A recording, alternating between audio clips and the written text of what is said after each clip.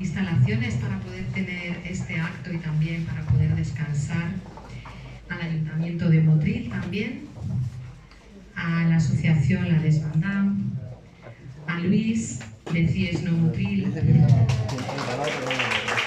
a toda la gente que nos ha cocinado y nos ha cuidado hoy.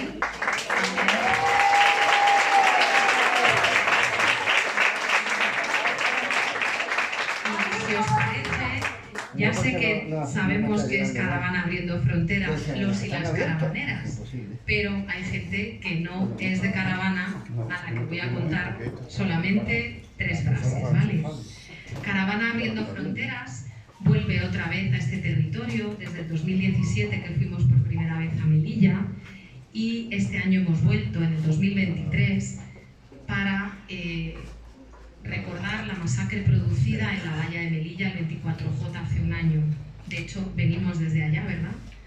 Y caminamos. Caravana Abriendo Fronteras nace en el 2016, es una red de colectivos, personas, asociaciones de diferentes territorios que persigue sobre todo que haya derecho a vivir, derecho a migrar y exige que se cumplan todos los tratados internacionales, que son muchos los que se incumplen. Este año, precisamente, hacíamos hincapié en la masacre en fronteras y denunciamos la necropolítica de nuestros gobiernos. También para la gente que no nos conozcáis tanto, decir que caminamos juntas precisamente desde la reivindicación, la denuncia y el encuentro. Nos encontramos siempre con madres testigas que buscan a sus hijos desaparecidos en tránsito. Este año tenemos a María Herrero Magdaleno, que pido que se ponga de pie para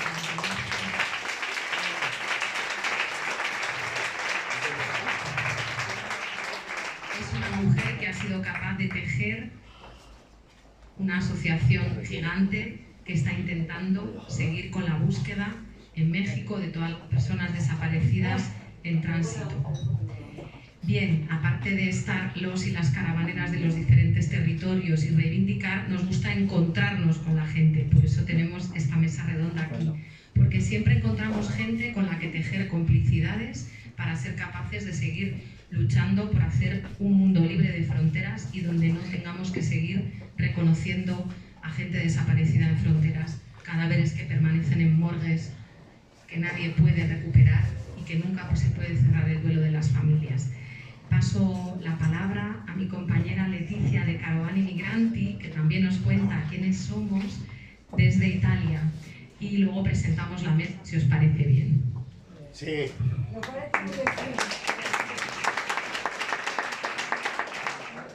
Muchas gracias, Mar. Muchas gracias a todas por estar aquí en esta charla y en este clima agradable. Caravana Migranti me ha invitado a hacer una presentación muy breve de lo que es Caravana Migranti. En este año cumplimos 9 años de haber nacido como Caravana Migranti.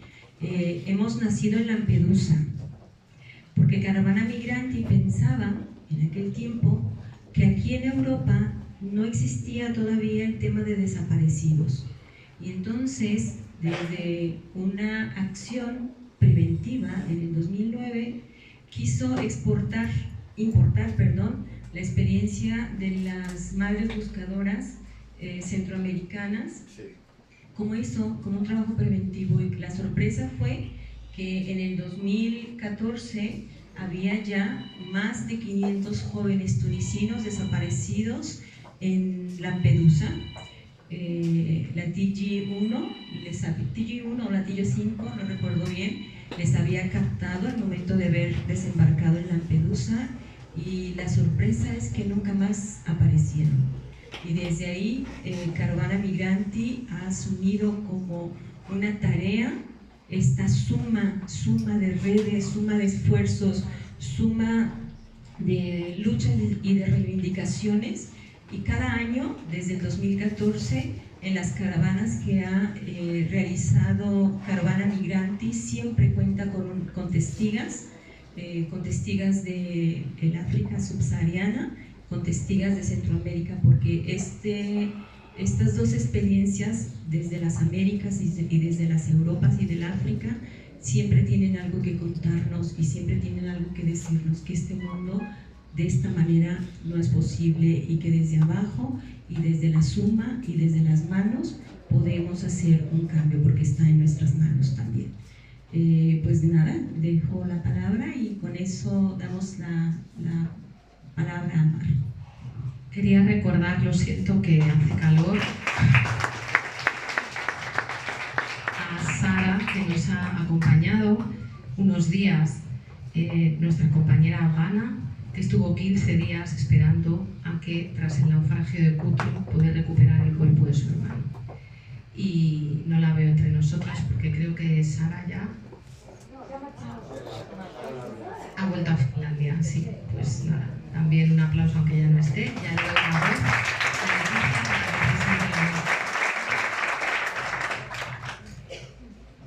Bueno, esta tarde nos acompañan tres voces importantes, una y otra.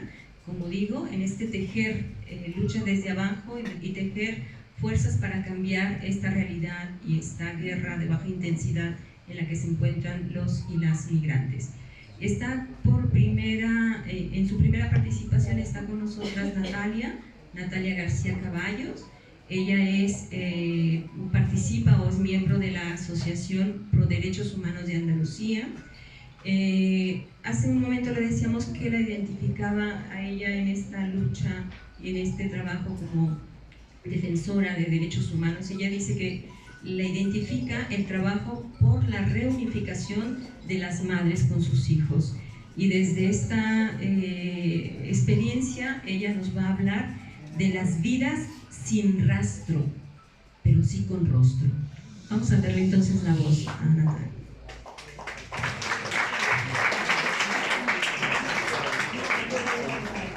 Muchas gracias, compañeras, compañeros. Hace un montón de calor, esta militancia de la buena, que desde luego hay que ser militante para estar aguantando esto. Así que yo voy a ser breve y vamos a ir al tema.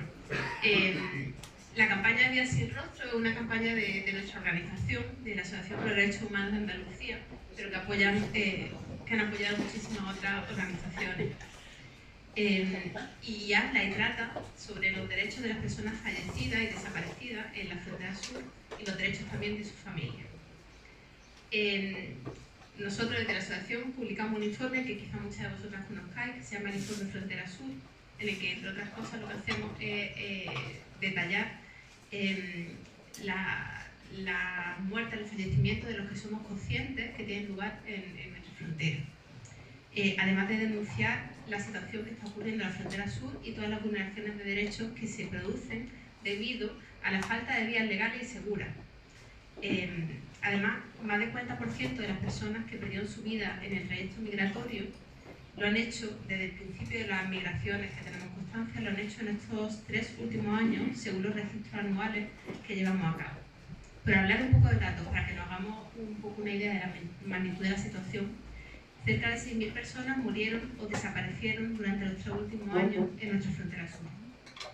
En el año 2021 se produjo el mayor número de víctimas, al menos 2.126, y en el 2022 ha sido el segundo año de mayor número de víctimas.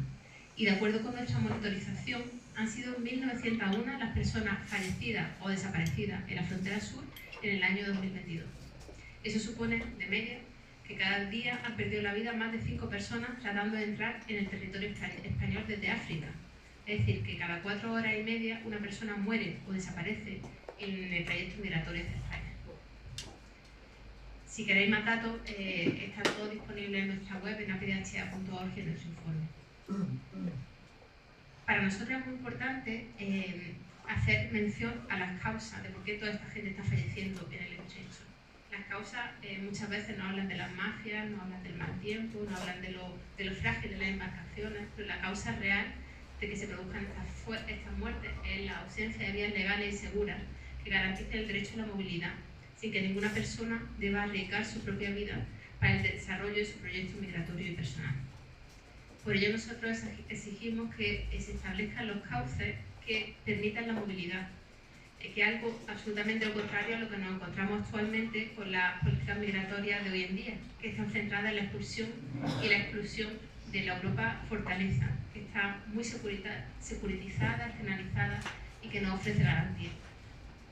Tenemos ahora mismo una Europa, hemos construido una Europa que da la espalda a la garantía de los derechos humanos y que no da respuesta ante realidades de las que nuestros gobiernos son responsables. De hecho, podemos afirmar que las políticas migratorias actuales causan muerte y la desaparición de miles de personas en el desarrollo de sus trayectos migratorios y que el Mediterráneo es una gran fosa común. En este contexto, desde la APDHA y otras organizaciones, hemos visto el impacto que producen todas estas muertes y desapariciones en las familias de las personas fallecidas y desaparecidas, que no saben qué ha pasado con su familiar, si ha conseguido llegar a Europa y se encuentra bien. De hecho, nos encontramos con familiares que nos contactan y que llegan a nosotros, y junto a los que hemos comprobado que no existen mecanismos reales que permitan conocer la situación en la que se pueden conocer sus familiares que han iniciado ese trayecto migratorio, sin noticias, sin ni siquiera saber si están vivos o están muertos. Las familias que inician en la búsqueda de sus seres queridos se encuentran con demasiadas trabas y obstáculos, y en muchas ocasiones las respuestas dependen más de la buena voluntad de las personas involucradas en estos procesos que de políticas y medidas reales y adecuadas que garanticen los derechos de las personas fallecidas y desaparecidas en la frontera sur y también de sus familiares. Esta desprotección institucional y la falta de un marco que atienda a la dimensión transnacional ocasiona vulneraciones de derechos esenciales que afectan a la dignidad humana, a los derechos post-mortem de quienes ya han fallecido y al derecho a conocer la verdad que ampara a las familias.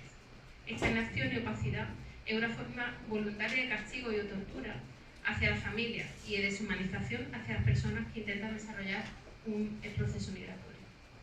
Es por ello que surge la necesidad por nuestra parte de organizar una iniciativa que exija la adopción de mecanismos e instrumentos reales que permitan conocer el paradero de las personas en situación de desaparecida, así como la debida identificación de las personas fallecidas. En este contexto, la APDHA, junto con el grupo Puente de Activistas Internacionales, lanzamos esta campaña que estamos presentando aquí hoy, la campaña Vida sin Rastro, con tres ejes fundamentales. El primero, presentamos públicamente un manifiesto junto a más de 10 organizaciones y colectivos que se adhirieron, denunciando la falta de mecanismos que garanticen los derechos de las personas muertas y desaparecidas en la frontera sur. En segundo lugar, interpusimos una queja al defensor del pueblo, para que solicite a las instituciones la adopción de medidas inmediatas. Dado que todavía no hemos recibido respuesta alguna, estamos preparando una nueva queja con el objetivo de que se atiendan nuestras reclamaciones ante una situación de total gravedad y de máxima urgencia. Hemos elaborado también un documento informativo destinado a las familias que están en diferentes idiomas y que es descargable y que hemos difundido. Y seguimos trabajando en los siguientes pasos que necesitamos dar. Esto no es una campaña que esté finalizada. Dicho todo esto, es muy importante resaltar que desde la campaña lo que buscamos es que se establezcan mecanismos para la reparación y la justicia de las personas muertas, desaparecidas y para sus familiares, pero sin perder de vista que nuestro objetivo es la no repetición de más muertes en el estrecho y que lo que realmente estamos exigiendo son vías legales y seguras para poder migrar.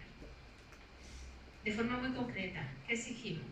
Exigimos que se instaure una oficina de personas fallecidas y desaparecidas, que se adapte el marco jurídico en materia de desapariciones, declaración de ausencia y fallecimiento a la realidad de las migraciones, que se creen y se adecúen los protocolos, herramientas y recursos de los institutos de medicina legal y forense a esta realidad, que se establezcan protocolos específicos de actuaciones del banco de ADN, que se forme en aspectos específicos de las realidades migratorias y de la familia al personal funcionario y laboral de las administraciones y entidades colaboradoras, que se establezcan convenios con los países de origen y tránsito para velar por la situación y por los derechos de las personas fallecidas y de sus familiares, y que se asuman y establezcan los cauces relativos a los compromisos derivados de los pactos y acuerdos internacionales.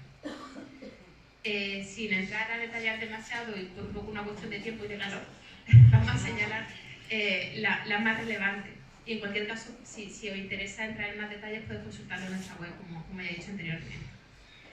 Así que pedimos que se cree una oficina única de información para familiares de personas migrantes muertas o desaparecidas en trayectos migratorios, que debe asegurar una atención integral en el acompañamiento y apoyo a las familias, tanto en la denuncia, en la búsqueda y en la localización de sus seres queridos, como en los procesos de identificación de personas fallecidas, como la asunción por parte de defensores del pueblo, también pedimos la asunción de la Oficina del Defensor del Pueblo de las labores de monitorización y centralización de los acontecimientos que ocurren en nuestra frontera, sobre todo en la frontera sur, y formación específica en realidad migratoria para las personas que trabajan en los servicios de la administración pública relacionadas con migraciones y con las familias de las personas desaparecidas o fallecidas que llegan a ellas.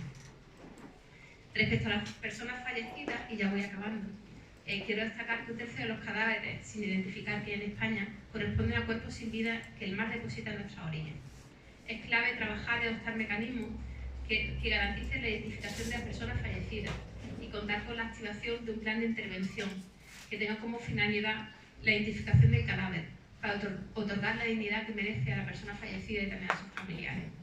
Por eso, a las labores de identificación y trabajo forense deben sumarse mecanismos para la localización de familiares, tales como la creación de un banco de ADN y base de datos que permita el cotejo y la identificación, y actuaciones proactivas por parte de la Administración en la búsqueda y toma de contactos familiares, desarrollando después las labores de confirmación de identidad y la repatriación. Todo ello en el marco de un soporte integral a la familia y seres allegados que garantice el abordaje de esta realidad, teniendo en cuenta el duelo y la dignidad que merecen todos.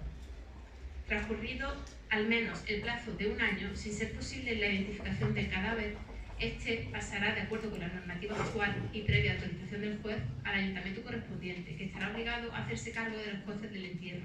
Y en estos casos abogamos por la creación en nuestro cementerio de algún tipo de monumento funerario que sirva de recuerdo y homenaje a las personas que fallecieron en los trayectos migratorios, y no lápidas sin nombre o con solo un número como tenemos en la actualidad.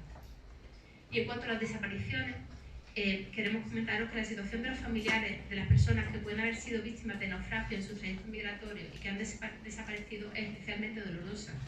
La falta de información, unida a los problemas burocráticos y normativos, nos llevan a exigir que se modifique el marco jurídico en materia de declaración de ausencia y fallecimiento en los casos de personas migrantes desaparecidas durante el trayecto migratorio, que permita acoger dentro de la aplicabilidad de la regulación actual las desapariciones producidas en los trayectos migratorios. También es necesaria una gestión transparente y colaborativa que facilite este proceso durante los trámites burocráticos necesarios para la búsqueda de personas que han desaparecido durante la ruta en el tránsito, por vía marítima o terrestre, para facilitar información, evitar la desinformación y limitar el posible tráfico de datos con fines lucrativos, asegurando un trato digno a la familia de las personas muertas y desaparecidas en la frontera. Solo para terminar, hemos hablado desde un plano muy de informe y de peticiones, pero en realidad detrás de esto pues, vienen muchas conversaciones, mucho acompañamiento a muchas personas. Todas esas queremos que estén presentes ahora. Muchas gracias.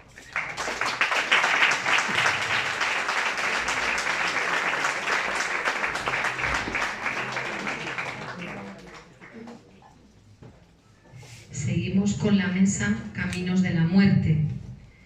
Y precisamente como en Caravana unimos el ayer y el hoy, voy a presentaros a Rafa Morales Domínguez, Derechos Humanos y la Desbandada, presidente de la asociación La Desbandada. Precisamente en este unir ayer y hoy, este camino de muerte, nos lo va a contar. Cuando le hemos preguntado por qué él está implicado en estas historias, nos ha contado que su padre hizo la desbandada con 22 años cuando huyó de Ronda, huyó de Málaga a Almería, había 150.000 refugiados y refugiadas. Y nos ha dicho, él contaba poca cosa, como nos ha pasado tantas veces, que la memoria se ha perdido, el rastro de la memoria, y nos han contado poca cosa. Así que Rafa, muchísimas gracias porque nos vas a ayudar a tejer la memoria de la desbandada.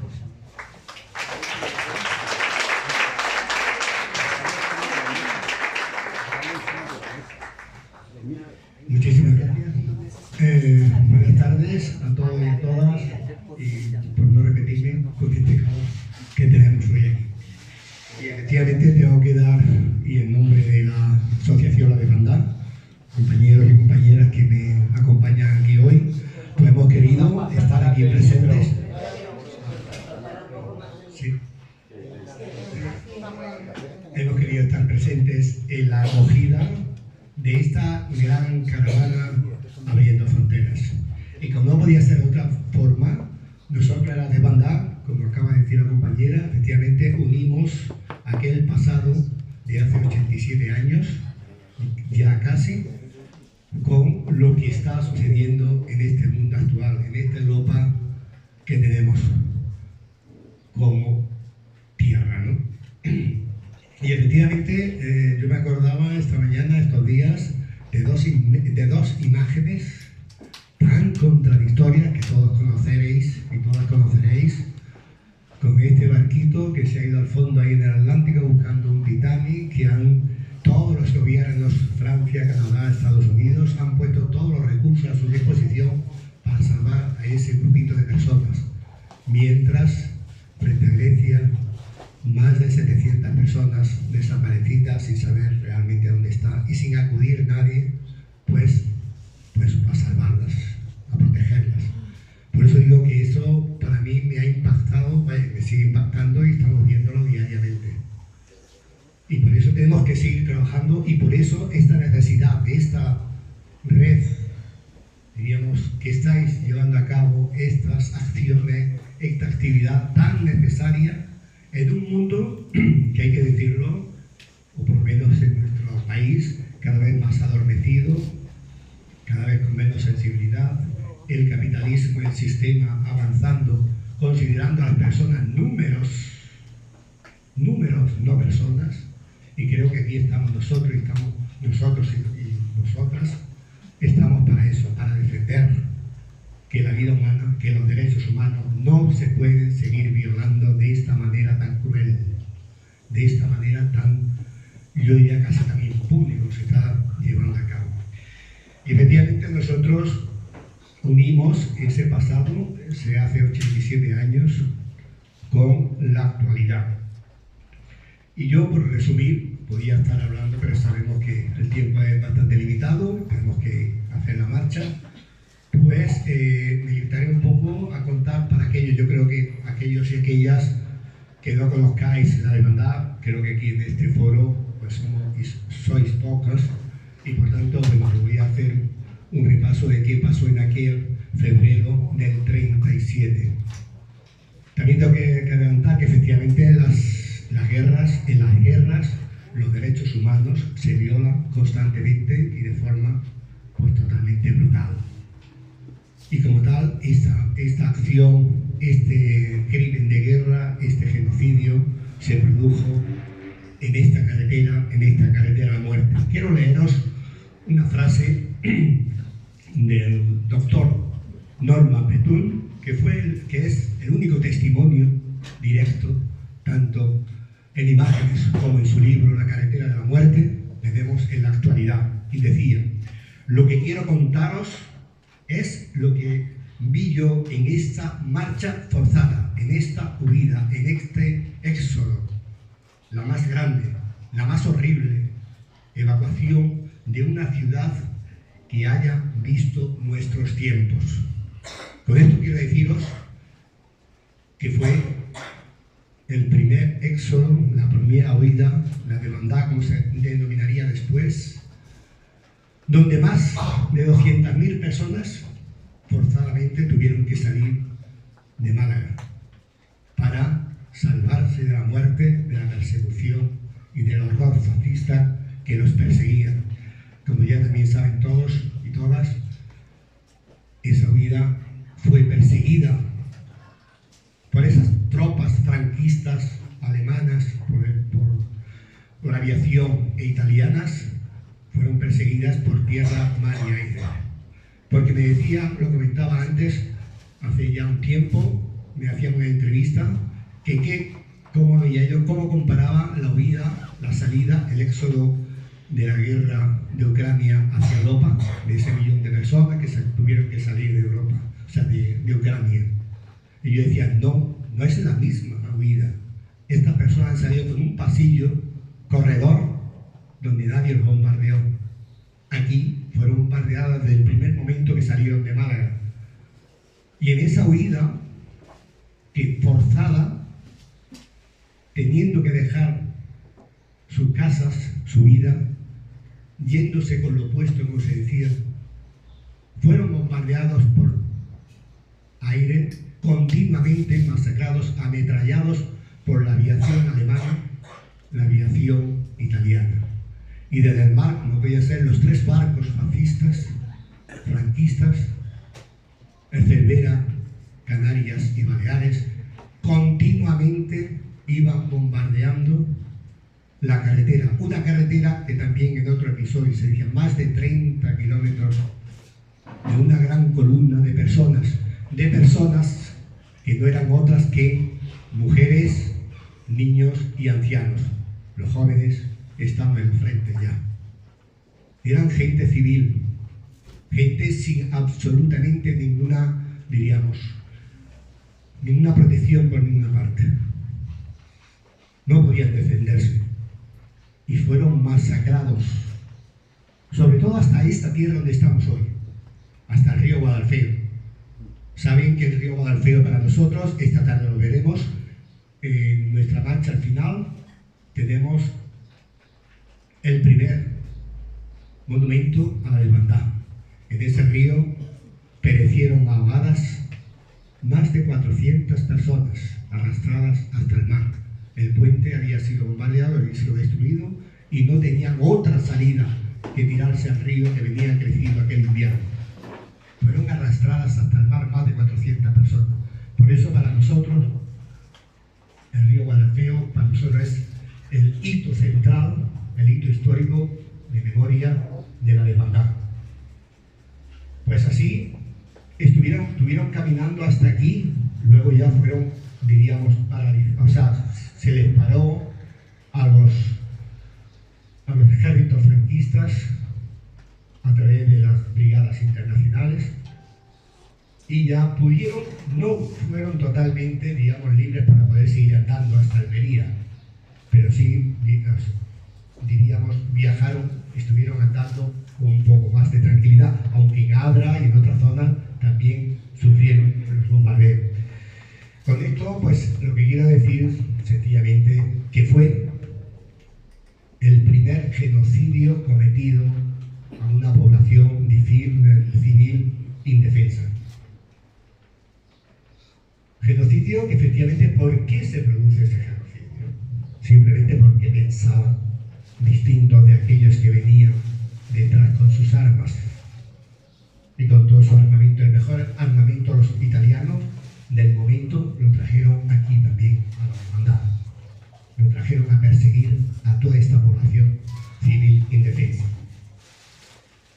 Por eso digo que es totalmente un genocidio que nosotros queremos que se reconozca tanto por el gobierno español, que aún no había un reconocimiento del hecho, del episodio, del genocidio de la hermandad. Queremos también, y en ello estamos, pues exigiendo también verdad y justicia para todas aquellas víctimas de la hermandad. Reparación, porque efectivamente hoy sabemos, y uniendo con las migraciones, cómo mueren, cómo están sepultados tantas miles, como nos decía la compañera, miles de personas en el Mediterráneo, pues aquellas más de entre 5.000 y 10.000 personas que cayeron masacradas en esta carretera, aún no sabemos dónde están. Aún no se sabe dónde están sus fosas. Aún no se sabe dónde pueden estar ubicadas. Seguimos investigando. Queda mucho que investigar, queda mucho por saber.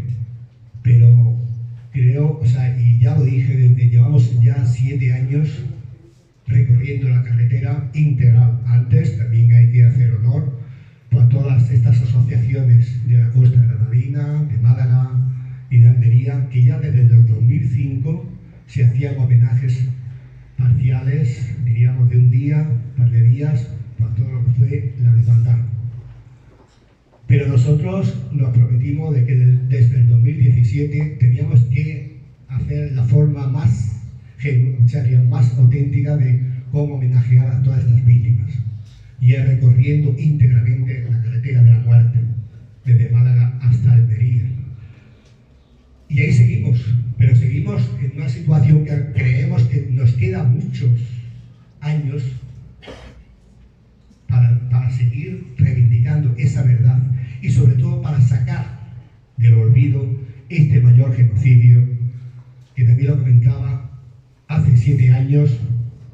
Hago un cálculo poco aproximativo, quizás pues lanzándome, no por las estadísticas, pero sí un 5% de la población andaluza podía conocer esa realidad, ese genocidio. Hoy, no sé si ha sido por nuestro trabajo, por lo que llevamos haciendo, por todo lo que las asociaciones estamos trabajando con respecto a la demanda, hoy puedo decir que más del 40-50% de la población andaluza y parte de la española conoce lo que ocurrió en esta carretera.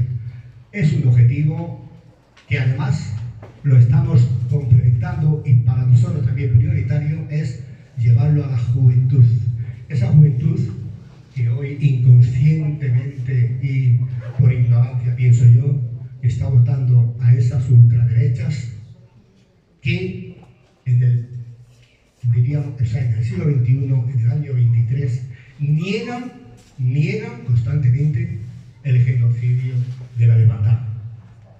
Claro, cuando nosotros en cada una de estas marchas traemos a los supervivientes y las supervivientes de la hermandad, ahí siempre digo yo, esta es la historia viva, esta es la historia que no nos puede negar nadie, porque cuentan su experiencia, cuentan su vivencia, cuentan lo que pasaron en esta carretera. Por tanto, tenemos que seguir trabajando por eso, por sacar del olvido pues esas miles de víctimas, este episodio, este genocidio. Y ya digo,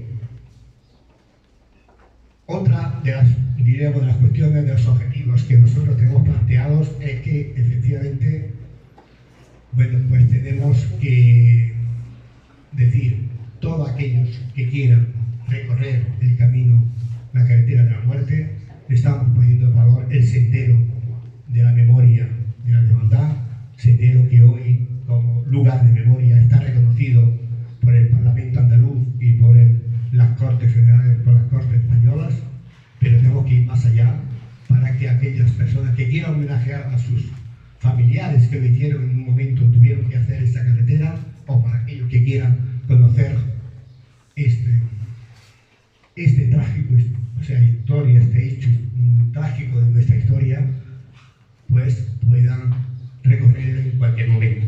Para ello también, y por no cansar, porque tenemos el tiempo limitado, lo que sí quería también es pues invitaros a todas aquellas personas que quieran acompañarnos en la marcha integral en el mes de febrero. Ya anunciaremos los días concretos, los primeros días de febrero, pues volveremos a la carretera para hacer pues la 8ª marcha integral de la hermandad. Aunque nosotros no paramos durante todo el año, tenemos muchos proyectos, todo relacionado por supuesto con la memoria, todo relacionado con la hermandad, por la cual, bueno, tenemos como un compromiso social, un compromiso político, porque no podemos seguir admitiendo lo que es esta impunidad del franquismo, que como decía uno de los fundadores que no está ya contra nosotros, de los que iniciamos la marcha integral, mi amigo Marcos, que largo se nos está haciendo el franquismo, y veo que cada día es más largo. Pero tenemos que seguir luchando contra él, tenemos que seguir buscando eso, lo que decía, buscando más verdad, buscando más justicia y reparación, aunque sea moral, de todas aquellas miles de víctimas. Y no quiero cansarnos más, podríamos estar hablando más tiempo, pero lo único que quiero es animaros a seguir trabajando. En mi caso, concretamente, en mi caso y en nuestro caso como asociación por la memoria, y vosotros y vosotras que os acompañaréis donde estéis, pues seguir luchando por esos derechos humanos que desgraciadamente en el siglo XXI y en el año 23 vemos que se violan continuamente en nuestro país y en el mundo entero, habría que decir. Muchísimas gracias.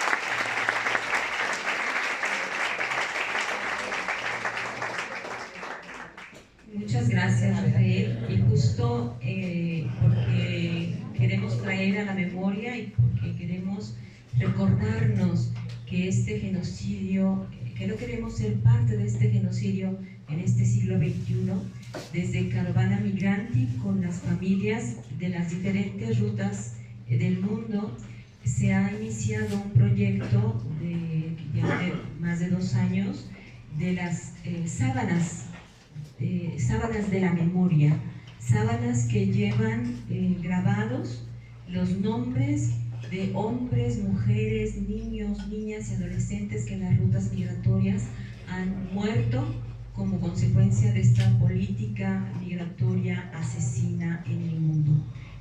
Porque no queremos ser parte de este genocidio, porque no queremos que estas políticas continúen. Por eso estas memorias nos recuerdan que ahí hay historia, hay vida, y hay vida que tiene que ser reivindicada. Bueno, continúa nuestra mesa y ahora tenemos el gusto de que comparta con nosotras Elisa Cabrerizo Medina. Ella es médica forense jubilada, fue jefa de servicio de patología de Granada y bueno, desde este expertise forense ella va a compartirnos la identificación de muertes en la frontera. El tiempo para ti.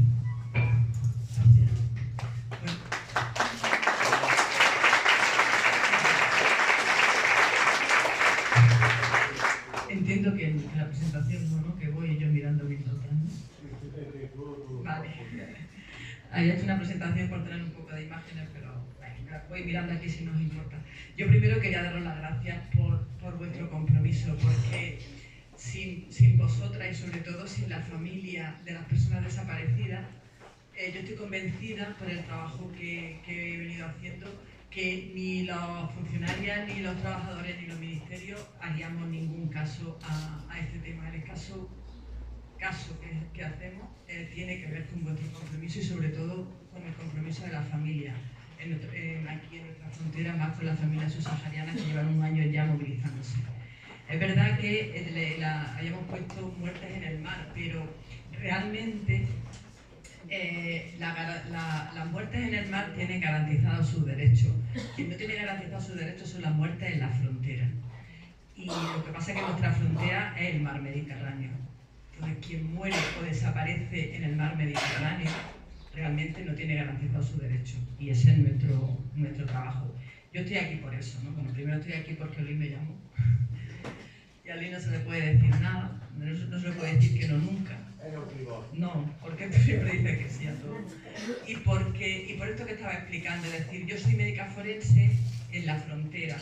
Es decir, nuestro trabajo ha sido, nuestro trabajo es hacer el estudio de causas de defunción y hacer el estudio de identificación en cadáveres y en restos óseos. Con lo cual, nuestro trabajo es identificar los cuerpos que se encuentran en el mar o que aparecen en las orillas.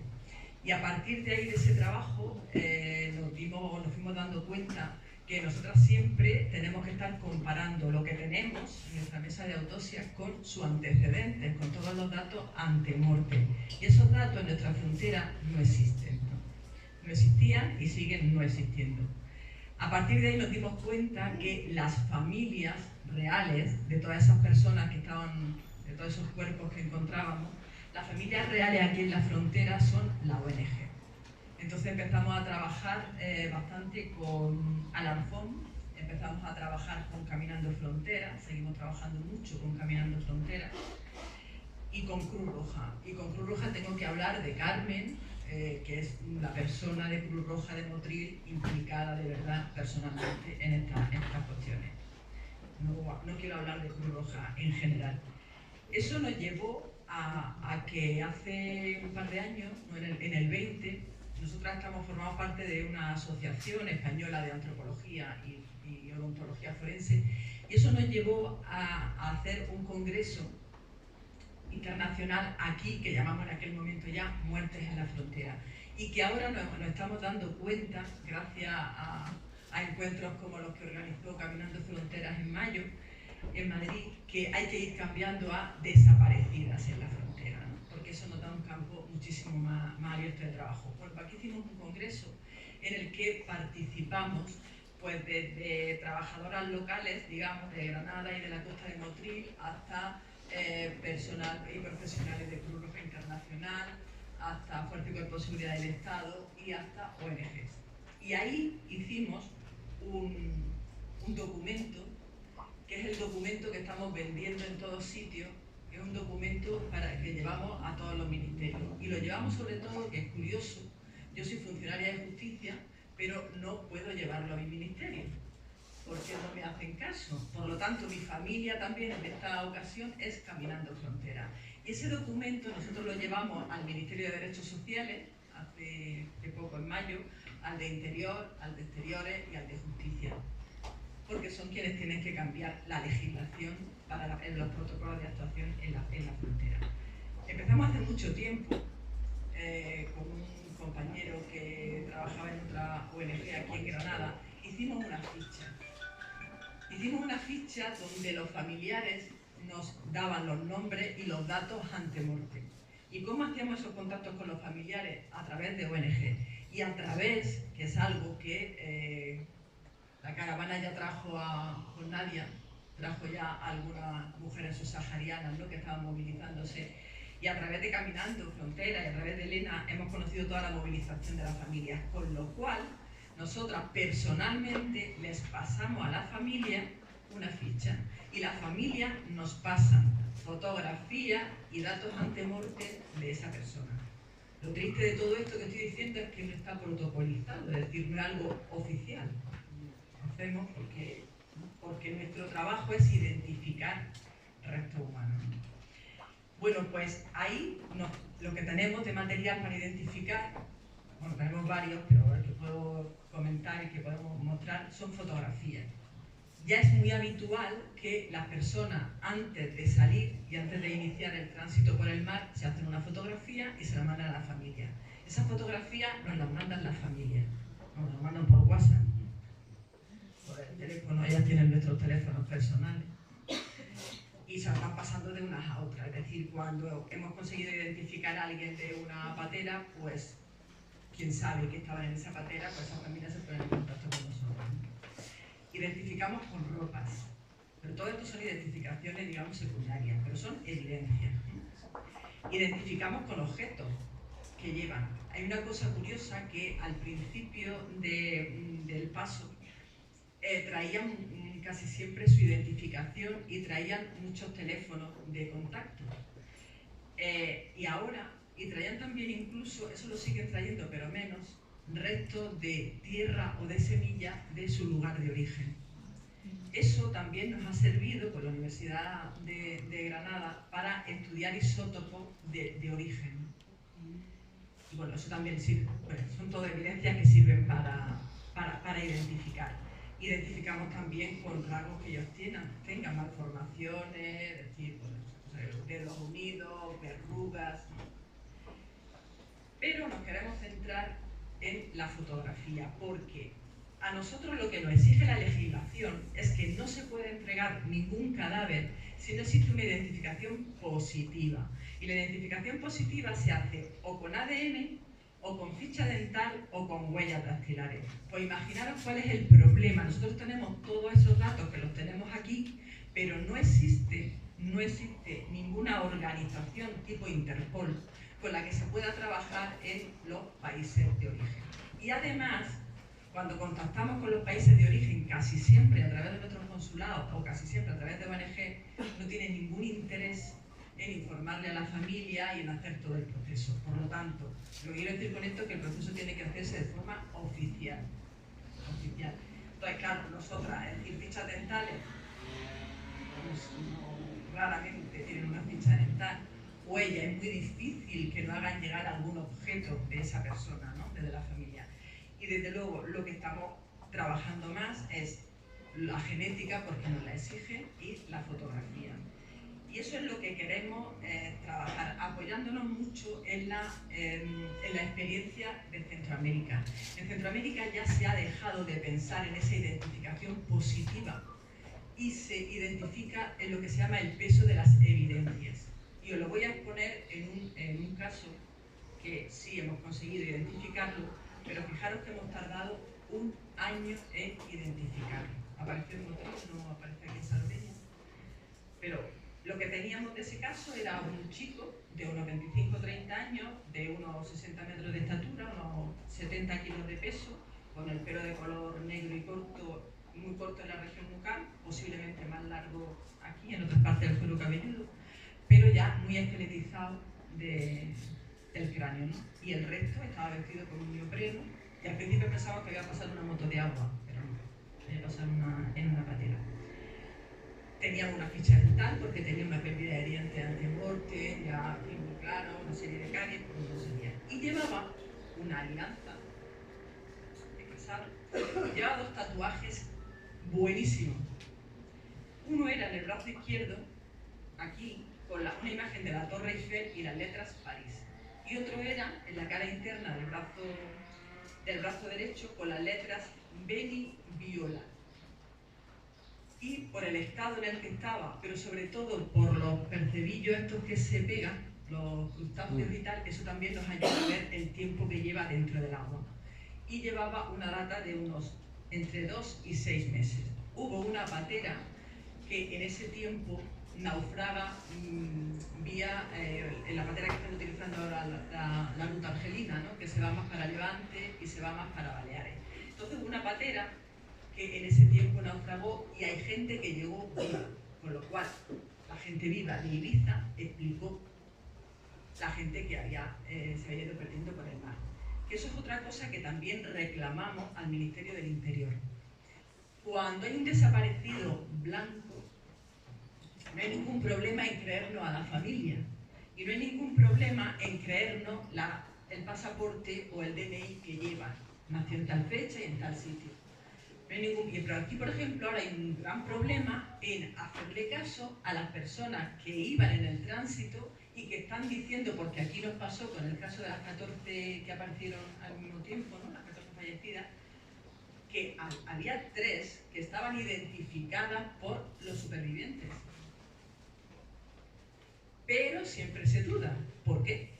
¿Por qué se duda? ¿No? Son negros. Vale. Y pobres. Y pobres, claro, sobre todo. Y la identificación es que algunas, muy raramente ya, algunas la llevan, también se ponen en entredicho y se empiezan a buscar. Es verdad que cuando se ha intentado buscar en algunos países, los países no han dado ninguna respuesta. Porque lo que se hace es enviar a esos países las mismas fichas que se envían a Francia. Pero esto es como... En fin, es una tontería. Bueno, pues nosotros teníamos este caso y teníamos una familia. Y esa familia se puso en contacto con nosotras y nos mandó fotografías de un chico que efectivamente en su sonrisa tenía perdido esos incisivos, pero es que además tenía su tatuaje. Entonces, vamos a pensar que eso es el peso de la evidencia, es decir, bien, necesito la genética, la huella, lo que tú quieras, pero ¿cuántos varones subieron esa noche con esos datos y con esas características a esa patera? ¿Cuántos? ¿Cuántos había esa noche con esos 2 tatuajes? ¿Cuántos? ¿Cuántos que además tuvieran esa edad, tuvieran esa ficha dental, tuvieran ese peso, tuvieran esa estatura, ese pelo? ¿Cuántos? Pues el peso de la evidencia, ¿no?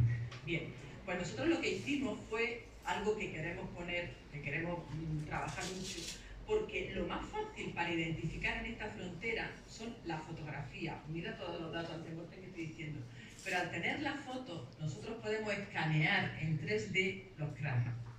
Y escanear en 3D los cráneos, eso es un análisis en 3D, donde le podemos dar vectores a los puntos craniométricos y eso, hacerle una superposición con las fotografías que nos envían. Bien, a este chico nos enviaron la familia bastantes fotografías, con lo cual hicimos muchas superposiciones y coincidían. Y entonces le decimos al juez, este cuerpo es de este chico, pero necesitaba la identificación positiva. Bien, pues este chico, a través de la Guardia Civil de aquí, nos pusimos, se lo dijimos, porque va a aparecer ya en este momento la genética de este caso, que otra vez la llamamos nosotros directamente, pero en este caso fue la Guardia Civil, le dimos los datos de la familia, se pusieron en contacto con la familia, se trabajó con el consulado, eran argelinas, el consulado de Argel, y las familias fueron citadas al consulado de Argel, se le tomó muestra, trajeron la muestra a España, se hizo la analítica en España, no salió bien, volvieron de nuevo a citarles, volvieron de nuevo a cogerle más muestras, y finalmente con el chico ya identificado desde abril del 21, mandaron los resultados, voy a decir la fecha, en marzo del 22. ¿Y cuál es nuestra sorpresa? Yo estaba entonces ya jubilada, que casi siempre nosotros, aquí tengo que darle un 10 a Motril, al cementerio de Motril y a Teresa Vallejo del ayuntamiento, porque, y a la gente de Motril, porque los cadáveres, cuando van a estar, se prevé que van a estar mucho tiempo sin identificar o no se prevé su identificación, se entierran en los cementerios. Bueno, pues aquí en Motril se entierran inmediatamente. La gente de Motril acompaña en el entierro y se identifican todos, todas las identificaciones tienen una placa con todo lo posible que se identifica. Podemos identificar con la ficha, con las diligencias previas. Es decir, eso, este ayuntamiento, de verdad, y la gente de Motril, es para quitarse el sombrero. Y quiero decir también a Marcos, al encargado del cementerio, porque en este caso se portó de bien, como casi siempre. Cuando resulta que nos llega la genética, nos damos cuenta, nosotros dejamos siempre, o sea, se entierran, pero en este caso, como preveíamos, como estaba identificado y preveíamos que se iba a identificar, lo dejamos en la cámara frigorífica, en congelación. Bien, pues cuando vamos a por él, resulta que nos damos cuenta que no está. Y no sabemos por qué, estas son estas historias, no sabemos por qué el juez de Motril decidió que iba a enterrarlo por su cuenta y riesgo. Y entonces, en fin de semana, le dio la orden a la funeraria subió, efectivamente estaba allí, se lo entregaron y se fue. Pero Marcos, claro, nosotros todo esto estábamos en contacto con la familia durante todo el año, explicándole todos los pasos que se estaban haciendo y todas las paciencias que tenían que tener. Claro, cuando nos encontramos con esto, nos ponemos en contacto con Marcos y Marcos nos hizo una fotografía del lugar en el que estaba enterrado este chico. Esa fotografía se la mandamos a la familia y le dijimos, no se preocupen, está aquí y de aquí va a salir. Entonces, Marco hizo todo y la funeraria se lo recogieron y se entregó. Quiero decir con esto que hemos tardado un año entero en entregarle un cadáver a la familia con un peso de unas evidencias brutal. Entonces, ¿qué es lo que pedimos como trabajadoras de justicia y como trabajadoras en este caso? Lo que pedimos y lo que estamos trabajando es que el Ministerio de Justicia cambie los protocolos en la frontera. En esta frontera no se puede hacer tan fácil una identificación positiva ni con huellas, ni con fichas dentales, ni con genética. Se pueden hacer con el peso de la evidencia y con la imagen en 3D, porque esto es facilísimo. Yo tengo imágenes de desaparecidas argelinas, no podéis ni imaginar. Y de subsaharianas un montón. Y le tenemos que exigir también al Ministerio del Interior, y cojo el lazo que planteaba Natalia, porque existe un centro nacional de desaparecidas. Pues resulta que nuestras muertes en el mar, en la frontera, no las quiere meter el Ministro del Interior y su acólito, porque entonces se llenaría mucho la base de datos. Eso es lo que nos dicen. Entonces, lo que queremos es que sean tratadas como desaparecidas, igual que cualquier otra desaparecida. Y ahí todos los datos antropológicos, todos los datos de la familia, todos los datos están metidos. Y cuando aparezcan donde aparezcan, pues se puede hacer el cotejo. Eso por un lado. Pero también estamos peleando con el Ministerio de Exteriores para que no tengamos que ser una pelea continua a ver qué funcionario o funcionaria de los consulados quieren hacerle la cita a la familia, sino que las familias sean citadas de una forma lógica en territorio español, en territorio de aquí de este país, en el lugar donde estén. O bien que le hagan un visado, que es un visado transitorio, para que cuando tengamos todos los datos ellos puedan venir. Se les toma la muestra, se le hace todo su estudio de genética, y esto se puede hacer en 2 semanas. Se puede colocar su urgencia y se hace en 2 semanas, y las familias vienen con un visado transitorio, se hace toda su genética y vuelven con su cadáver a su vida. Esta es toda nuestra pelea. Y luego otra pelea, y es que tanto exteriores como justicia, como interior, consideren que mientras la familia no se le está atendiendo, las familias reales en los procedimientos judiciales son la ONG. Son quienes están acompañando y quienes están trayendo todos los datos. Pues ese es el trabajo. Muchísimas gracias por estar aquí.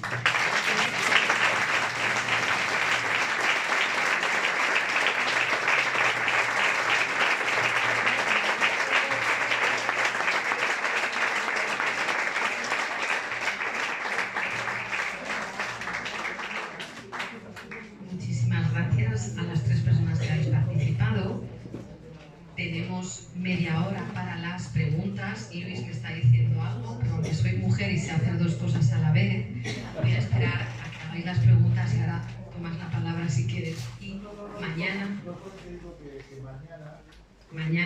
esto que está diciendo la compañera de Elisa se va a ver en el cementerio, se van a ver las plaquitas que se han puesto y pues hace que los que vayáis ahí por lo menos vayan a ver en persona lo que está diciendo ella. Perfecto. Mañana vamos a estar en el cementerio. A eso nos hemos comprometido. Si os parece... Estamos recogiendo 20 personas aproximadamente de los autobuses para llenar un autobús, poder precisamente acompañar a las personas que nos van a enseñar, ha dicho Luis, el trabajo que se ha hecho y el destino de las personas, su nombre, de las personas que han muerto. Algunos tienen nombre porque sí que es verdad que no se llegaron a identificar y tienen el nombre, pero no han querido recoger los cadáveres y se han quedado aquí en noticias, que son los primeros. Y bueno, y los que no tenemos datos, pues tienen, bueno, mañana lo he escrito, ¿no?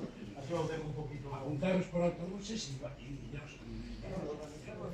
Bueno, si os parece, como tenemos aquí a nuestras invitadas y a nuestro invitado, os pediría que la gente que quiera preguntar o participar hagáis una primera levantada de mano para hacernos una idea de cuántas palabras podemos dar.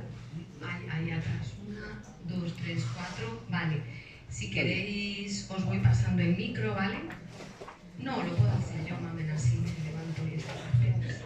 Gracias. Hacemos la pregunta, a quien vaya dirigida o si va a las tres personas responden. Y tenemos hasta las 6:30, vamos fenomenal de tiempo y genial. Vale, pues entonces voy a dar la palabra. Levantáis por aquí un momento la mano para que me haga una idea quiénes sois. Pues si queréis, ¿os parece hacer estas tres preguntas así seguidas? ¿De acuerdo? Pues Ana Elena, José Luis y la Gemma. Entonces, bueno, muchas gracias por todo el trabajo y sobre todo, aunque esté todo muy mal, optimismo porque vamos hacia adelante. Solo quería hacer un comentario, es que me parece todo espeluznante, es que el hecho de que no quieran, no permitan meternos en los ficheros de desaparecidos, es que ni vivos ni muertos, es que si pueden los rematarían, ¿no? Solo quiero decir eso, ¿no? Buenas tardes a todos.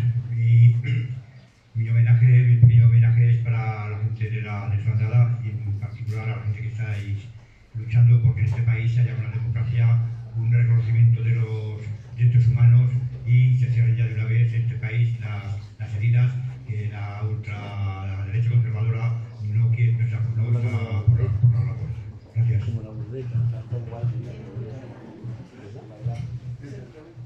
Bueno, yo también agradeceros muchísimo las intervenciones, de verdad. Quería preguntaros también, bueno, quien considere que puede contar mejor, en los procesos en el caso de las personas desaparecidas, ¿cómo son? O lo que puede haber, ¿no? Que, si podéis contarnos.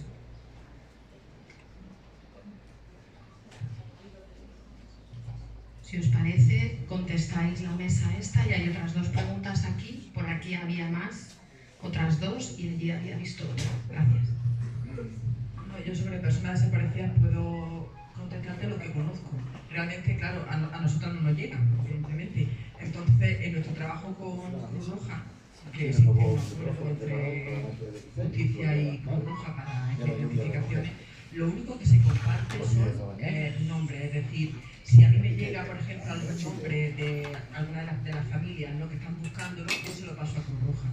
Entonces Cruz Roja lo que hace es buscar entre las personas vivas. Y entre las personas vivas pues dice, bueno, pues no tenemos ninguna ficha, no tenemos nadie reconocido con este nombre. Las personas desaparecidas generalmente están en el mar, porque quien llega llama a su familia. Entonces el tema es ese reconocimiento que ha dicho Natalia, sí, hay que reconocerles como desaparecidas para que tengan también una entidad jurídica y allí puedan hacer también su duelo y todas sus cuestiones legales. Pero lo que ocurre ahora es que se quedan en el limbo por lo que yo conozco, en el limbo de las desaparecidas y ya está. Básicamente eso, vaya, nosotros las llamadas que nos llegan pues de familias que nos dicen, pensamos que mi hermano salió tal día, salió no sé dónde, parece que hubo un naufragio, no tenemos noticias, ¿qué se sabe? Y ahí pues preguntamos a ver si está entre los lugares donde gestiona Cruz Roja, que no suele estar, porque si no ha llamado normalmente no está. Informamos sobre los naufragios que ha habido en esos días, por si pudiera ser, y en realidad es que podemos decir muy poco más, porque es que hay muy pocos recursos más a los que derivar la gente.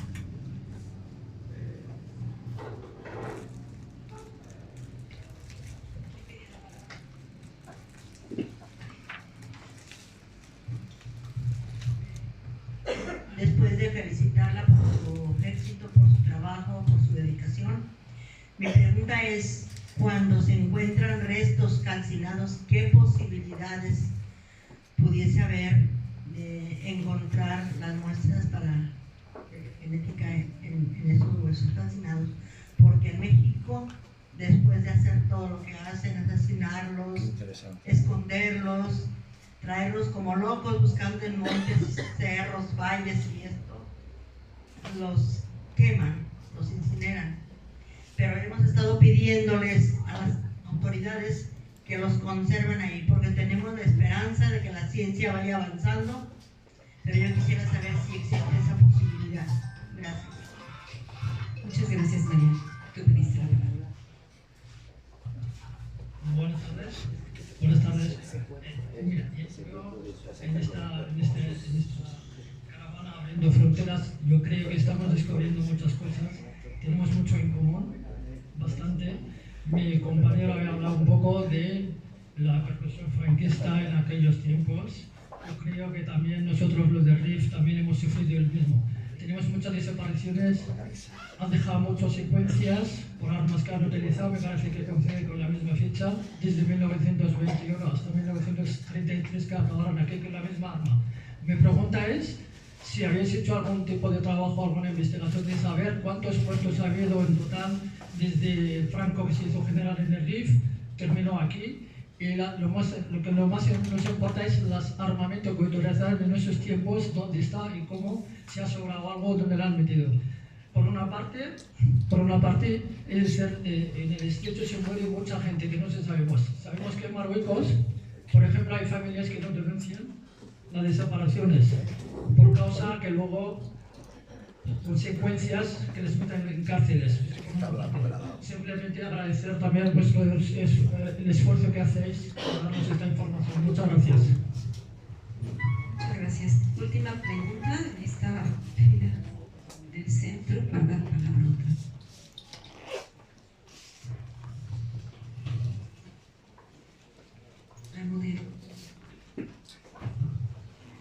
Hola, buenas tardes. Muy interesante todo lo que nos has contado. Bueno, lo que habéis contado todos. Yo quería preguntar, no sé si actualmente ya existe un banco de datos de análisis genéticos de la familia y de los posibles cuerpos que se encuentran, y si se pueden cruzar esos datos de ADN y reconocer así, y si se utiliza, si hay un presupuesto para ello, eso es fácil, o sea, es más fácil, ¿no? damos la palabra a las personas que están exponiendo.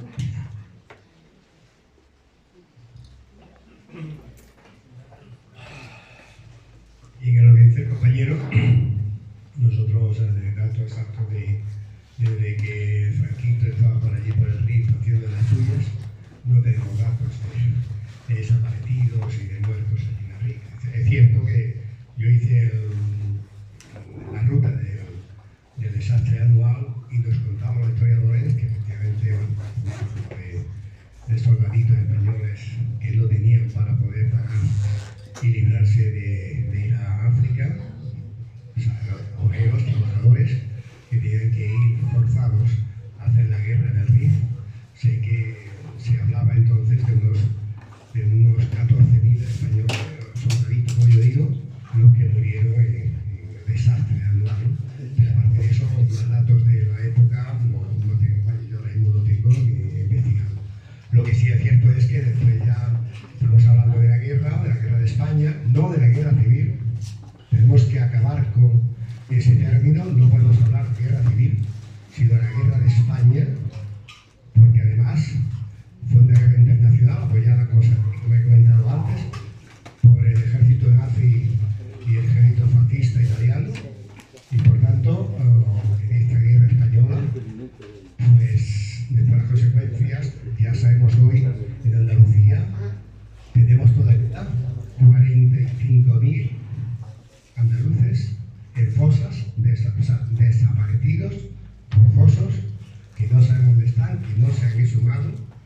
Por tanto, esa es la gran represión que el franquismo, tanto en los primeros meses de guerra como posteriormente, lo que fue ya durante toda la dictadura, pues son los datos que manejaba. En cuanto a la hermandad, lo que comentaba, fueron entre 5.000 y 10.000. No tenemos datos concretos, podemos decir 5.500 o 7.000. No, porque no, o sea, las investigaciones, hay un compañero aquí de Motril que está investigando las posibles fosas de la hermandad. Todavía a esta altura ha encontrado algunos indicios en algunos cementerios, pero todavía no tenemos datos para poder manejar, es decir, los desaparecidos, los masacrados, no fueron desaparecidos, masacrados en la hermandad, se cuentan, según historiadores, entre 5.000 y 10.000. Esos son los datos que ahora mismo manejan.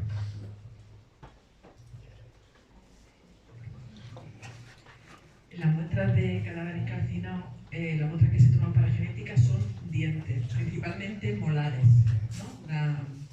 Y molares que no tengan caries.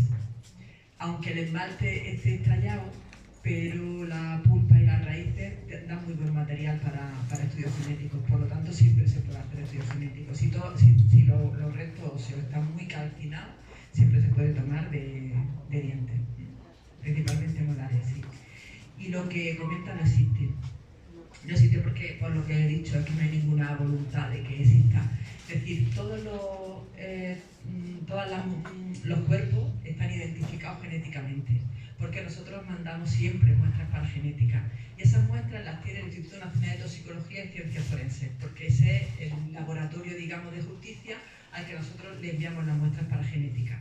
Con lo cual, por ejemplo, pues de todas mis muertes que ha ocurrido en la frontera, si estaban ya muy esqueletizados, pues se mandaba hueso, un fragmento óseo y molares. Y si no, bueno, pues si se pueden sacar sangre y tal, pues sangre. O sea, todo está con su ficha genética, pero están en ese laboratorio. Lo que queremos es que ese laboratorio, esos datos, pasen al Centro Nacional de Desaparecidos. Porque cuando yo mando una muestra genética de un europeo, esa muestra genética sí pasa al Centro Nacional de Desaparecidos. Y luego lo siguiente con exteriores es trabajar efectivamente todas las familias que están movilizadas, esas familias puedan dar su muestra de ADN y esas mismas muestras vengan al Centro Nacional de Desaparecidos. Esa es la pelea que hay. Aquí había alguna palabra más, me lo recordáis levantando las manos, por favor. Aquí no había ninguna palabra más, ¿no? Perdón, un segundo, que allá había dos y voy a hacer la rueda, ¿os parece? Aquí nadie más, perdón. Aquí, ¿quién estabais, por favor, que habéis levantado la mano? Ya han contestado las preguntas, ¿alguna más? Pues entonces le paso la voz a Bu, que has pedido la palabra, ¿verdad? Porque ya han contestado las personas de la mesa. Hola, muy buenas. Primero agradecer muchísimo vuestro esfuerzo por poder hacer estas labores que muchas veces los países de origen de personas como nosotros, migrantes, no facilitan o no permiten, o muchas veces son los primeros que normalmente deberían de interesarse en hacerse, en ofrecerse para hacer estos tipos de labores, no lo hacen. Primero, agradecer. Esto por ahí, por parte. Luego, creo que Europa invertimos mucho el dinero hasta construir satélites desde el espacio que saben perfectamente cuáles son las personas, qué cantidad de personas salen cuando se acercan a la valla, qué cantidad se han acercado, cuándo van a saltar, cuánto han saltado, cuánto se han quedado en el mar y todo eso, ¿no? Y saben perfectamente cómo Frontex tienen estos satélites. Por lo que es una cosa que no interesa, porque como bien es Europa que invierte sus recursos en estos materiales, por lo que no facilitan esas informaciones hasta que ellos les dan la gana. Y como sabemos perfectamente quiénes son los que detienen estas posibilidades y esta voluntad de dar estas informaciones, como que por esta parte hay que olvidarse ya. Por eso vuelvo a agradeceros y a animaros mucho por lo que hacéis, y que sepáis que nuestros gobiernos allí son unos mierdas, son unos calzonazos, son unos hijos de su madre, con todo mi respeto.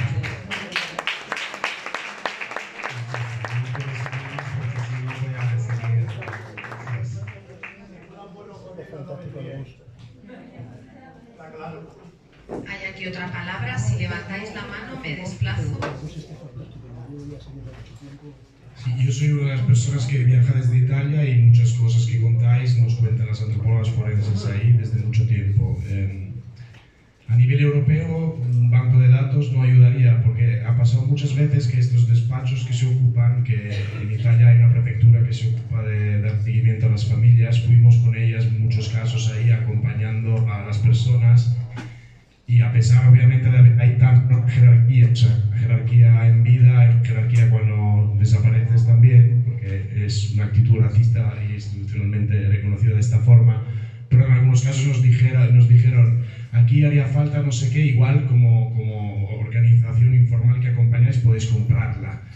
Y nos quedamos un poco diciendo, igual no hemos entendido. O sea, se ha llegado a puntos de confusión enormes, según el gobierno se cambia el prefecto y el gobierno en este momento no es el gobierno de aliadas. Y parece que aquí muy pronto tampoco.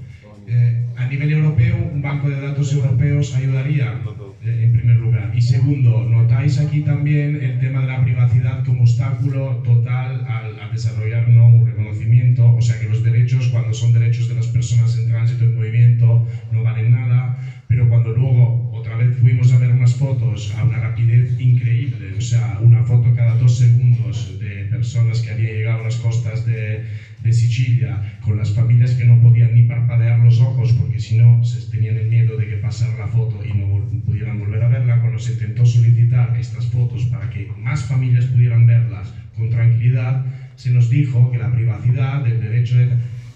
Quiero saber si aquí también están funcionando de esta forma y si el nivel europeo podría ayudar un poco más, porque también hay jurisprudencia sobre el tema que la falta de información es un trato inhumano degradante, y no sé si en los casos de las migraciones más contemporáneas se ha llegado a pronunciarse en este sentido. Gracias.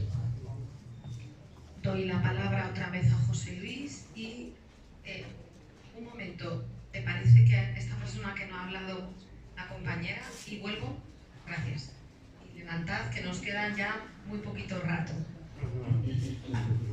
Buenos Yo quisiera preguntaros que es evidente que este tema el compañero acaba de poner por encima, digamos, de España internacionalmente, si un banco de datos se pudiera hacer y se pudiera compartir. Yo me voy más abajo. La gente normal y corriente, esta información no la tenemos. Sabemos que está habiendo la panza de pateras que llegan a estas costas, pero después no sabemos lo que pasa. Entonces, como personas corrientes que ponemos mucha televisión, que leemos las noticias, no se podría hacer, o no sé si de vuestras propias organizaciones o con otras organizaciones que pudiéramos echar una mano y colaborar, hacer campañas de difusión de qué es la realidad que pasa con esos muertos una vez muertos. Si una vez que ya la situación es la que es, por lo menos que haya unos protocolos, que haya un mínimo de sensibilidad para restaurar el daño que ya está hecho. No sé cómo se podría inventar de manera que las personas que no tenemos acceso a ese tipo de información que les estáis hablando, fuéramos conscientes que la historia no solamente se acaba ya en decir ha llegado una patera a la costa de Madrid, de Motril, con no sé cuántas personas, sino que después sigue la historia no se acaba ahí. Esa es la historia que la gente no conoce. Gracias. Y le paso a José Luis y ya respondéis la mesa.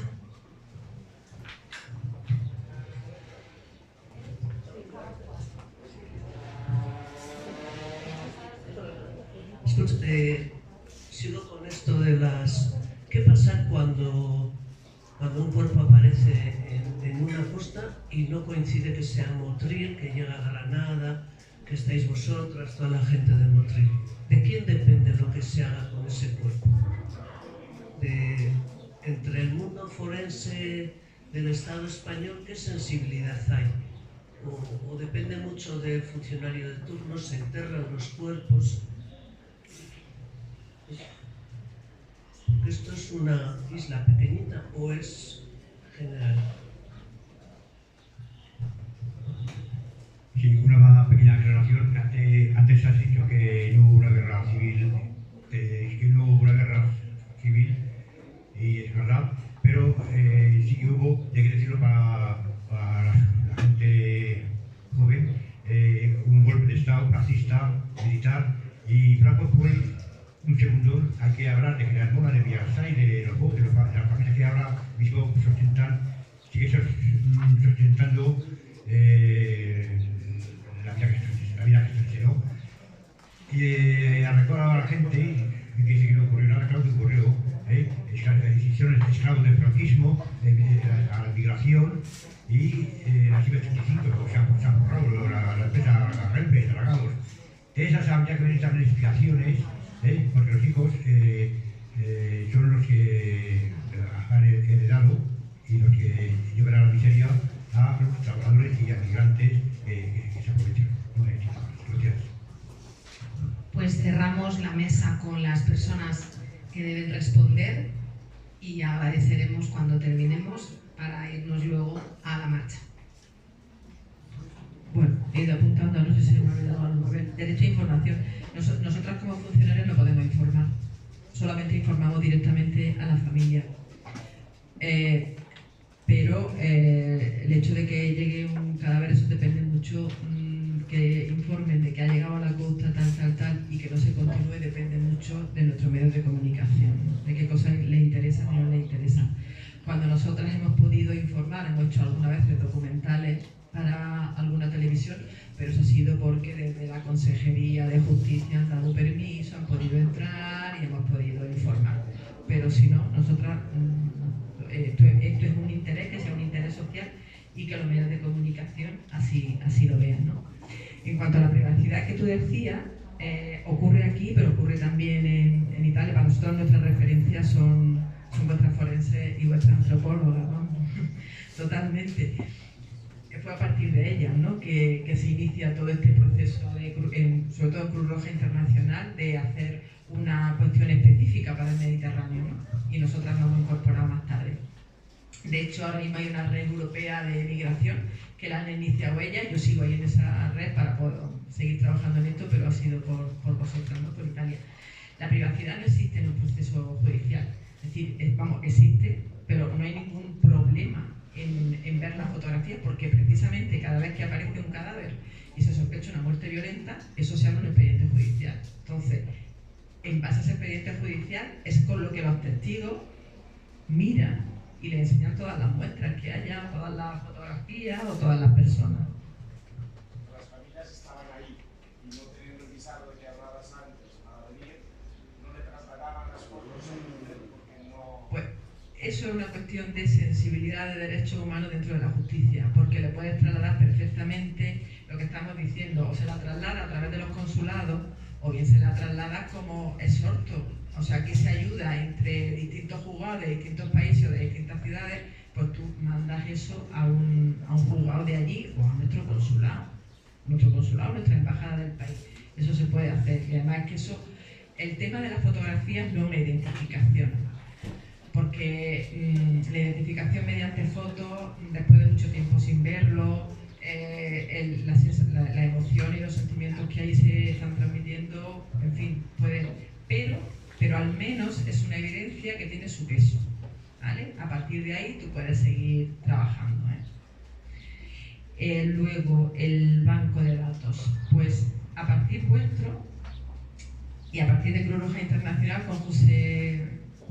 con Balaibar, que fue el que ha estado hasta hace un par de meses como, digamos, como médico forense de la frontera de Cruz Roja Internacional, se ha pretendido eso, hacer un banco de datos al menos del Mediterráneo. Se ha pretendido, pero no se ha conseguido. Cruz Roja tampoco está mucho por la labor de ayudar en esto.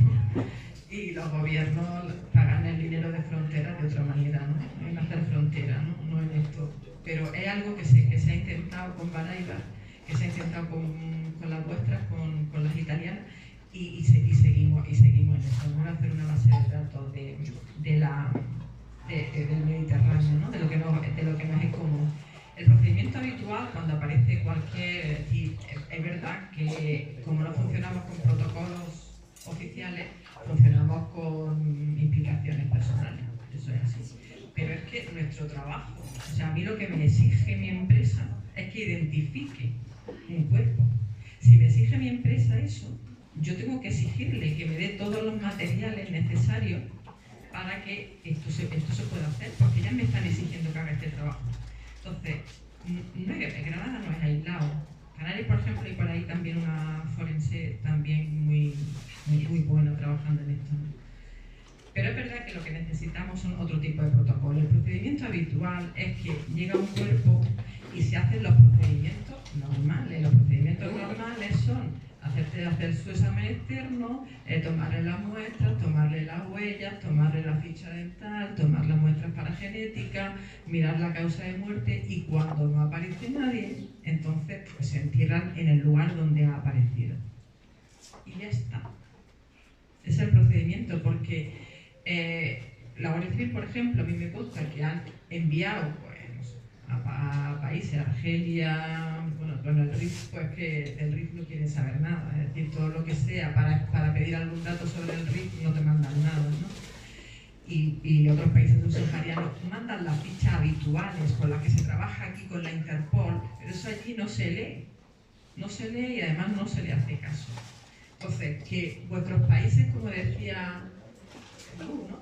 Abu, que son hijos de su madre, son más hijos de su madre los nuestros, porque los cadáveres están en los nuestros y nosotros estamos obligadas a atender eso, como atendemos cualquier otro cuerpo y como atendemos cualquier otra familia.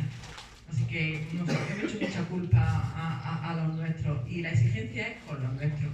Si a nivel internacional existiesen esos protocolos, vuestros países responderían. Si a nivel internacional se decide crear una Interpol con África, estarían obligadas a responder esas policías y esos ministerios, como están obligados a responder Francia, Alemania o Finlandia cuando le mandamos desde aquí una muestra de un posible finlandés. están obligadas. Entonces, si a nivel internacional pensamos que ese dinero que gastamos en la frontera lo gastamos en hacer una Interpol internacional, no solamente europea, pues seguramente tendríamos otro resultado. Claro. O sea que el proceso es ese. Si no aparece nadie que reclame, pues se quedan encerrados. Por añadir dos ideas más. La primera, en torno al tema de protección de datos. Nosotras que no estamos en un entorno oficial, nosotras no somos administración, nosotras nos hemos encontrado 1000 veces con lo que tú describes. 1000 veces con, no, eso no te lo puedo dar porque es protección de datos. A lo mejor la persona que nos contacta no es la madre que es analfabeta y solo sabe larilla. A lo mejor que nos contacta es la prima que tiene en Francia que habla francés. Y entonces ya la prima ya no le pueden dar ninguna información porque es prima, no es madre. Y no puede probar la afiliación, pero la madre no sabe escribir y no sabe cómo autorizar a la prima a que nos pida información de su hijo. Y cosas de ese estilo nos encontramos 1000 veces y sí que nos encontramos una barrera enorme con el tema de protección de datos para dar los 3 primeros pasos, que no estoy hablando ya de identificación, estoy hablando para dar los 3 primeros pasos. Efectivamente, porque no son parte del proceso judicial. Igual con las embajadas. En las embajadas nosotros hemos observado una arbitrariedad absoluta. Cuando les interesa lo hacen, o cuando a alguien le dice que lo hagan, lo hacen, y cuando no les interesa, es que no les dejan pasar, o les marean enormemente, y la gente tiene que hacer 5 horas de carretera para llegar a donde está la embajada, y al final se convierte en misión imposible. Entonces yo me siento absolutamente reflejada con lo que tú has comentado y lo comparto totalmente. Y luego con la sugerencia que había hecho de una base de datos a nivel europeo que sería magnífica, yo casi que lo veo más complicado todavía, ¿no? Porque las políticas migratorias a nivel europeo, pues todos sabemos cómo son y cómo están marcadas, que casi que veo más factible, dado que somos con Italia los dos grandes países cuya cercanía están llegando y están desapareciendo tantas personas, bueno, que empecemos. Veo más factible que aquí tengamos una base de datos en condiciones, que hay cierta voluntad por parte de gente que está dentro. Casi que veo más factible, sin olvidar el otro objetivo, el que hagamos algo que funcione aquí y si hubiera algo que funcione en Italia, ahí se pueden compartir datos, ¿no? Pero casi que iría a los objetivos un poco más pequeños, pero más factibles, que intentarlo a nivel europeo, que creo que va a ser muy complicado. Pero ojalá. Solamente por alusión. En principio, efectivamente, no comentaba el golpe de Estado, la frustración y el fracaso del golpe de Estado, porque entendía de que en el foro donde estábamos pues se sabía que la guerra fue producto, la guerra fue producto de eso, del fracaso del golpe de Estado. Y yo siempre que estoy en foro con los jóvenes y tal, empiezo así. Nada de alzamiento, nada de movimiento, sino que fue el fracaso de un golpe de Estado lo que desencadenó pues, la guerra de los 3 años. Y por tanto, o sea, que eso es una posición clarísima. Pero lo que sí quería comentar también es que efectivamente, si no fuera por el trabajo y por la lucha de las asociaciones, del tejido social en general, el vuestro, en este caso de las redes de solidaridad con la migración, las instituciones no se mueven, las instituciones no van a hacer nada. Si no nosotros, desde el año 2000 aproximadamente, las distintas asociaciones memorialistas, no hubiéramos estado empujando ahí con el tema de la exhumación de las fosas, con el tema de la reivindicación, de la lucha, no se habría, diríamos, dictado la ley de la memoria en el 2007 y ahora actualizada en el año pasado, en el 2022, que desgraciadamente nos tememos de que tenga poca vida, la última ley de memoria, pero estamos aquí, estamos para hacer frente, para luchar y para, bueno, pues, para que las instituciones, en este caso, uso el Partido Socialista, que sabemos todos que anda ahí en 2 aguas, una vez mejor, otra vez peor, pero no se define tampoco. Pero en fin, ya digo de que el trabajo y la lucha incansable de todo el tejido social, asociativo, en cada uno en nuestras áreas, somos los que impulsamos esas medidas legislativas, medidas judiciales, etc. Y tenemos que seguir porque si no, esto nos hace gorrón y cuenta de verdad.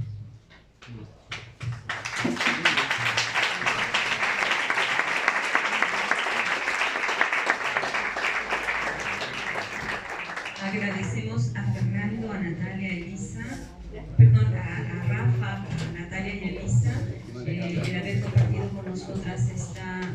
tarea que tenemos todavía. Se dan cuenta de cómo la justicia sigue siendo una justicia del siglo XX,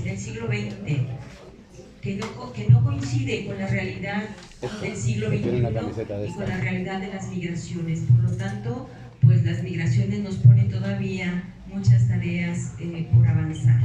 Así que muchas gracias por este compartir. Gracias a ustedes por haber aguantado en este horario de calor. Les pido que esperemos las indicaciones de coordinación para ver el siguiente paso que vamos a hacer, y nuevamente les agradecemos con un aplauso.